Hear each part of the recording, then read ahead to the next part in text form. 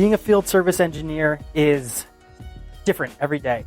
You get to go into healthcare communities in your community and take care of them. You're there to be a trusted advisor, to take care of their needs, and to make sure that they can do their jobs. We're very lucky to have the service relationship with this hospital that we do. And in return for that, they have engineers pretty much on site 24/7. We're always in town, nearby, a phone call away to take care of what they need.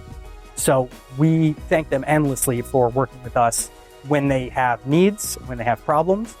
And the benefit is we're here for them. So they understand what it means to be a trusted partner and to have us here at the ready and so excited to serve them. The new 7000M Mobile has been very exciting. The system looks amazing, and not just physically outside and what we're rolling around. Service on it is much simpler. Having one solid lithium-ion battery is huge for service, and it's huge for the power. Much more robust. If you have battery problems, you can see exactly what it is. I think this is going to extend the lifetime, the reliability, and the uptime on the equipment exponentially.